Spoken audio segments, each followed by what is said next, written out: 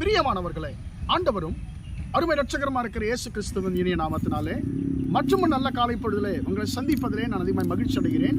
இந்த நாள் முழுவதுமாக நீங்கள் செய்கிற எல்லா காரியத்திலையும் கர்த்தருடைய கரம் உங்களோடு கூட இருந்து உங்களை நடத்துவதாக.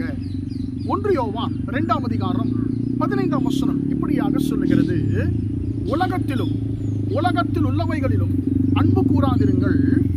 ஒருவன் உலகத்தில் அன்பு கூர்ந்தால் அவனிடத்தில் பிதாவின் அன்பு இல்லை என்று சொல்லி நாம் வாசிக்கிறோம். அன்பான தேவனுடைய பிள்ளைகளே, இந்த அன்பு கூறுதல் என்பதை குறித்து வசனம் என்ன சொல்லுகிறது? நாம் யாரிடத்தில் அன்பு கூற வேண்டும் என்று சொன்னால், நம்முடைய தேவனாகிய கர்த்தரிடத்தில் நம்முடைய முழு இருதயத்தோடு முழு ஆத்மாவோடு நாம் அன்பு கூற வேண்டும் என்று சொல்லி கர்த்தருடைய வார்த்தை சொல்லுகிறது. ஆனால் இன்றைக்கு நம்முடைய முழு உள்ளத்தோடு நாம் யாரிடத்தில் அன்பு கூறுகிறோம்? எதனிடத்தில் அன்பு கூறுகிறோம்? கர்த்தரிடத்தில் நாம் அன்பு கூறுகிறோமா அல்லது உலக காரியங்களிடத்தில் நாம் அன்பு கூறுகிறோமா என்பதை நாம் யோசித்து பார்க்க வேண்டும். வசனம் என்ன சொல்லுகிறது? நாம் இந்த உலக காரியங்களிலே நாம் அன்பு கூர்ந்தால், இந்த உலகத்தின் மீது நாம் அன்பு வைத்தோம் என்று சொன்னால், நம்மிடத்திலே பிதாவின் அன்பு, கர்த்தருடைய உண்மையான அன்பு நம்முடைய இருதயத்தில் இருக்காது என்று சொல்லி வார்த்தை சொல்லுகிறது. அப்போ நம்ம மேலே கர்த்தருக்கு அன்பு இல்லை என்று சொன்னால், அன்பான தேவனுடைய பிள்ளைகளே, நம்முடைய வாழ்க்கை எப்படியா இருக்கும் என்று சொல்லி கொஞ்சம் யோசித்து பாருங்கள். அன்பான தேவனுடைய பிள்ளைகளே, ஒரு இடத்துல ஆண்டவராகிய இயேசுவை ஒருவர் சந்திக்கிறார். அவர் கேட்கிற ஆண்டவரை பார்த்து, நல்ல போதகரே, நான் நித்திய ஜீவனை சுதந்திரிக்க நான் என்ன செய்ய வேண்டும் என்று சொல்லி கேட்கிறார்.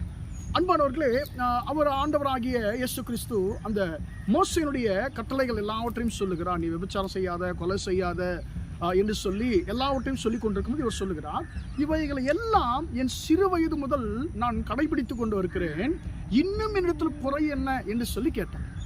அப்போ உடனே ஆண்டவராகிய இயேசு அவனை பார்த்து அவன் மீது அவருக்கு அன்பு ஏற்படுகிறது. வசனம் சொல்லுது, இயேசு அவனை பார்த்து அவனிடத்தில் அன்பு கூர்ந்து, இன்னும் உன்னிடத்தில் ஒரு குறை உண்டு, உன் ஆஸ்திகளை எல்லாம் விற்று தரித்திரருக்கு கொடு, அப்பின்பு என்னை பின்பற்றி, அப்பொழுது உனக்கு பரலோகத்தில் பொக்கிஷம் உண்டாயிருக்கும் என்று சொல்லி அவர் சொன்ன உடனே அதை கேட்ட பொழுது அவன் துக்கப்பட்டு அப்படியே போய்விட்டான் அவர் விட்டு.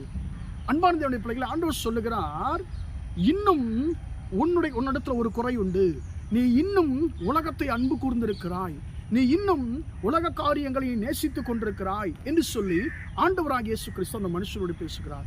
ஆனால் அவர் என்ன நினைக்கிறார்? நான் கர்த்தருக்கு பிரியமாய் வாழ்ந்து கொண்டிருக்கிறேன், நான் கர்த்தருக்கு பிரியமாய் நான் வாழ்ந்து கொண்டிருக்கேன் என்று சொல்லி அவர் நினைத்து கொண்டிருக்கிறார். ஆனால் ஆண்டவராகிய இயேசு சொல்லுகிறார், இல்ல, இன்னும் உன்னிடத்தில் ஒரு குறை உண்டு, நீ முழுவதுமாக நீ இன்னும் உலகத்தை வெறுக்கல என்று சொல்லி ஆண்டவர் அவனை பார்த்து சொல்லுகிறார். அன்பான பிள்ளைகளை, இன்றைக்கு நம்மிலே ஒரு சிலர் கூட நாம் என்ன செய்கிறோம் என்று சொன்னால், நான் சரியா இருக்கிறேன், நான் பெர்ஃபெக்டா இருக்கிறேன், நான் கர்த்தருக்கு முன்பதாக நான் பரிபூர்ணமா இருக்கிறேன் என்று சொல்லி நாம் நினைத்து கொண்டிருக்கிறோம். ஆனால் இந்த காலை வேளையில கர்த்தர் சொல்லுகிறார், என் மகனே, என் மகளே, இன்னும் உன்னிடத்தில் ஒரு குறை உண்டு, இன்னும் உன்னிடத்தில் ஒரு குறை உண்டு, நீ உலகத்தை அன்பு கூர்ந்து கொண்டிருக்கிறாய், நீ இன்னும் ஒரு சில உலக காரியங்களை நீ அன்பு கூர்ந்து கொண்டிருக்கிறாய், அவைகளை சரி செய்து கொள், அந்த உலக காரியங்களை நீ நேசிப்பதை விட்டுவிடு என்று சொல்லி ஆண்டவர் நம்மை பார்த்து சொல்லுகிறார். அன்பான தேவனுடைய பிள்ளைகளே, நாம் உலக காரியங்களை நேசிக்கிறோமா அல்லது கர்த்தரை நேசிக்கிறோமா என்பதை நாமே கொஞ்சம் யோசித்து பார்ப்போம்.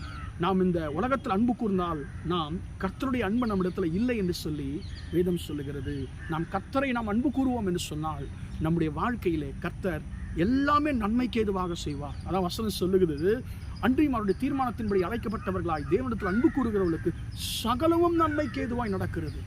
உங்களுடைய வாழ்க்கையிலே நீங்கள் கர்த்தரை முழுவதுமாக அன்பு கூறும் பொழுது உங்கள் வாழ்க்கையிலே கர்த்தர் நன்மையை செய்வாராக.